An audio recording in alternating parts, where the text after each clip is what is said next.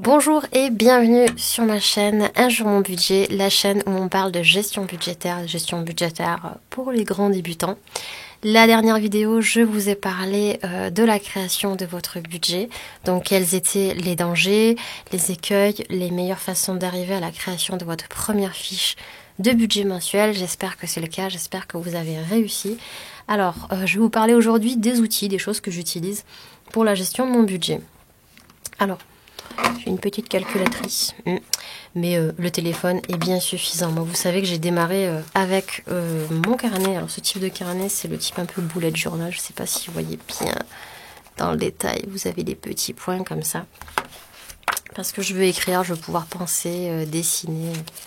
Et ça, c'est des choses voilà, que je peux faire forcément avec ça. Et tout est au même endroit, ça j'apprécie beaucoup. Donc vous avez ces éléments-là, ma passion, j'aime beaucoup le stylo friction pour pouvoir effacer tout ce que je fais. J'ai des crayons de couleur, mais ça, allez, piquez-les à vos enfants sans vergogne. J'ai de quoi surligner, de quoi écrire, prendre des notes aussi, parce que j'ai souvent une base de brouillon. Et enfin, vous allez découvrir les derniers objets, forcément, les enveloppes. L'épargne, comment ça se passe? Je vais le gérer avec 3 carnets qui sont là. Oh, il vous manque quand même 2 petites choses assez importantes. C'est un peu moche à montrer, mais moi j'assume complètement. J'ai une petite tirelire avec les pièces de 2 € parce que c'est un des défis que je fais. Je vous montre dans la prochaine vidéo. Le défi des pièces. Et ça, et enfin, cette magnifique tirelire de chez Jiffy où on peut mettre ses petits sous, ses petites pièces en trop et en plus c'est comptabilisé. Donc ça c'est assez magique parce que quand vous payez tout, enfin une partie, tout, pas une partie, quand vous payez vos dépenses variables avec des espèces, eh ben, vous vous retrouvez chaque semaine avec de la ferraille, comme on dit. Donc autant avoir un endroit où ça reste pas, où ça continue à être là. Et surtout que là, la cache-monnaie en question, je vous en parlerai quand je vous parlais de mes défis, ça monte doucement, mais ça monte. Ça monte sûrement. On arrive à une somme plutôt sympathique que j'espère pouvoir liquider en fin d'année pour les courses. Et voilà. Alors, je vais vous parler du tout premier, du bébé. Alors, c'est un peu gros, il y en a qui font mieux que ça. J'ai pas ce qu'il faut en termes de papeterie. Je ne bricole pas, je n'ai pas encore de plastifieuse. Vous le verrez dans d'autres vidéos, les filles elles font ça tellement bien avec un pur design, vraiment. Moi je les admire, j'aime beaucoup, mais je sais pas le faire. J'ai beau m'être mise à Canva pour avoir de jolis supports Instagram. D'ailleurs ma chaîne, je vous mets le lien tout de suite en bas pour avoir plus de conseils.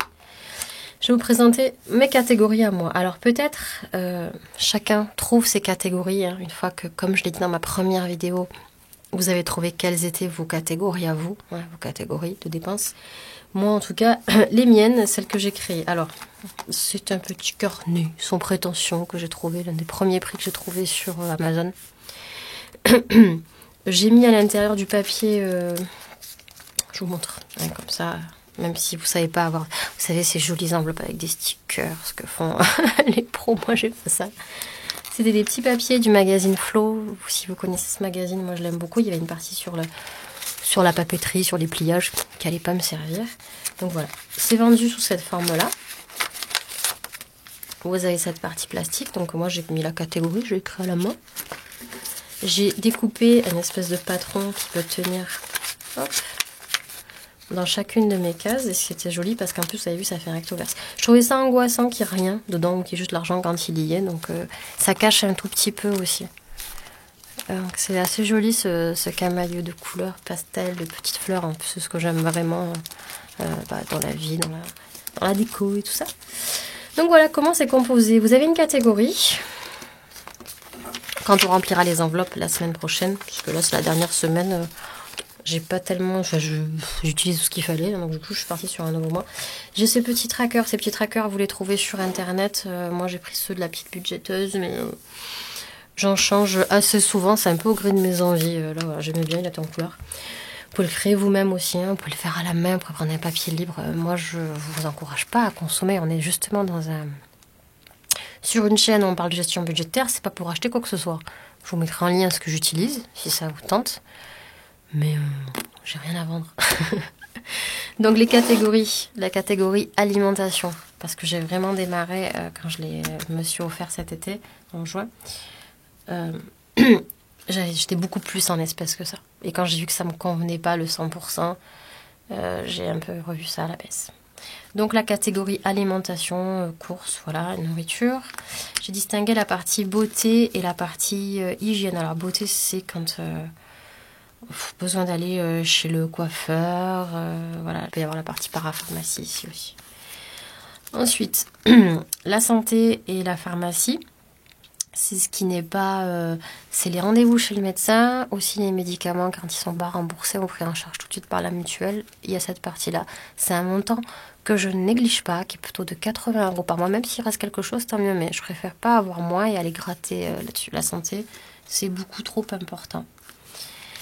La catégorie shopping, alors shopping c'est quand même pas très très souvent aussi, mais bon ça peut être le cas, la rentrée scolaire, les enfants, moi j'ai 2 garçons de 3 ans et 8 ans, ça grandit très vite, les chaussures ça les abîme assez vite, donc ce poste de dépense là, il est pour eux et pour moi, voilà.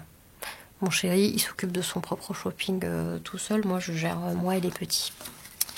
Enfin, transport, voiture, bus. Alors, je prends les transports en commun pour travailler parce que c'est plus simple quand on travaille dans une grande ville. Mais nous avons aussi une voiture familiale. Donc, c'est mon mari qui gère plutôt les dépenses de la voiture parce qu'il l'utilise lui. Mais voilà, c'est un poste, en tout cas, je pense qu'il peut être commun à un nombre, beaucoup de familles. La partie restaurant.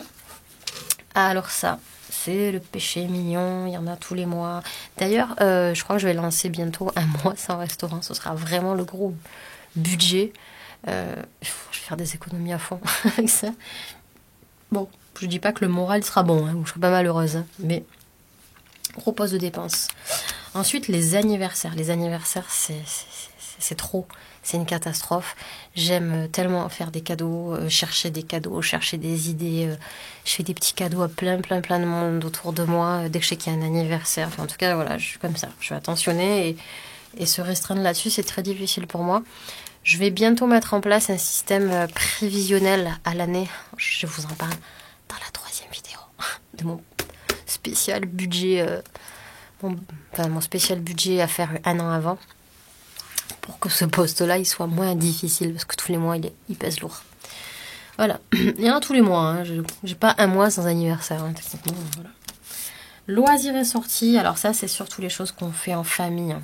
C'est pas les loisirs, les sorties en amoureux. C'est plus trop ça avec 2 enfants. Donc c'est nos sorties, c'est nos loisirs, c'est ce qu'on fait nos week-ends. C'est vraiment nos week-ends qu'on passe à 4, qu'on apprécie. Voilà, cette section-là. Cette section des enfants. Ensuite, catégorie d'hiver. Alors, autrefois, avant, c'était la catégorie où j'économisais pour les vacances. Mais pour les vacances, je suis passée au virtuel, ou en tout cas à une épargne qui n'est pas... Ça, c'est l'enveloppe. Ça, c'est quand même la semaine. Les vacances n'y sont pas. Mais, par contre, j'ai rappelé ça d'hiver parce que là-dessus, on va mettre, par exemple, la dépense un peu du mois. On est là en période de fête. En décembre, ce sera la partie espèce de Noël que je mettrai à l'intérieur, par exemple. Pareil si c'est d'autres fêtes, hein, c'est Pâques, c'est la partie un peu, un peu fourre-tout, hein, mais dedans. Ensuite, nous avons le fonds de secours. Le fonds de secours, j'y tiens. Il est aussi en virtuel sur le livret A, mais il doit être dans mon enveloppe, compris dans mon enveloppe mensuelle. Il servira toujours. J'ai un petit pépin, j'ai une difficulté, je dois me rendre à la poste pour un papier, un truc urgent. Je fais comment ? Vu que j'ai plus envie de toucher à mon virtuel et que tout s'est arrêté en budget 0, eh bien j'ai un fonds de secours. Voilà. Ça va être un montant... c'est pas un montant vraiment pour les grosses catastrophes. Hein. Il y aura pas une centaine d'euros dessus en mensuel. Mais c'est ce qui n'avait pas été alloué ailleurs est ici.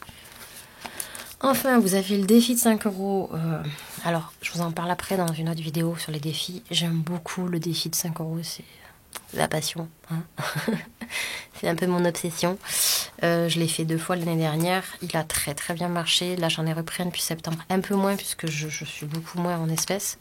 Mais il marche. Alors, qu'est-ce que c'est le défi 5 € rapidement ? C'est, vu que je paye beaucoup quand même en espèces, le challenge, c'est de réussir à avoir ces petits billets tout mignons de 5 € et au lieu de les remettre dans la catégorie où on nous a donné de la monnaie, eh ben non, on s'oblige à la sortir et ça va rentrer directement, ça devient une petite épargne autonome, le défi 5 euros. Je vous les montrerai. Et enfin, comme c'est la fin de la semaine, où la fin, on va me donner beaucoup de pièces. Moi, les pièces, j'ai pas envie que ça revienne dans la catégorie. Je préfère que ce soit dans une catégorie espèces. Et chaque fin de semaine, ce que je fais, moi, je fais un point tous les dimanches. Et chaque fin de semaine, eh ben, les piécettes, elles vont dans ma grosse tirelire où il y a les pièces qui vont partir. Donc voilà, ça devient mon gros porte-monnaie hein, que j'ai toujours normalement sur moi en semaine. Je préfère mettre je préfère remplir les enveloppes à la semaine qu'au mois parce que je me sens moins dépensière quand je fais ça. Et effectivement, je suis dans le contrôle. Je sais précisément le montant que j'avais mis pour le mois, je sais où j'en suis, à quelle date les dépenser et pourquoi. Et puis même quand je dépasse, eh ben je me force à le noter. Comme ça, je sais où est-ce que j'ai dépassé. Voilà. J'essaierai d'arranger les choses ailleurs, mais en tout cas, ça se passe comme ça. Voilà pour les catégories que nous allons remplir ensemble dès la semaine prochaine. Vous saurez tout. Tout est écrit ici à partir de la première semaine de décembre. Voilà, moi je vous remercie pour cette première vidéo. J'espère que vous m'avez bien entendu. Je sais que j'ai tendance à parler vite, hein, c'est un souci ça. Si cette vidéo vous a plu, écoutez, je vous encourage à me rejoindre, à cliquer sur le petit pouce j'aime. Vous avez le lien vers mon compte Instagram Un jour mon budget. Ensemble, prenons de bonnes habitudes vers un budget beaucoup plus sain, beaucoup plus serein. Voilà, je vous dis à bientôt, je vous remercie, je vous fais de gros bisous et à bientôt sur ma chaîne.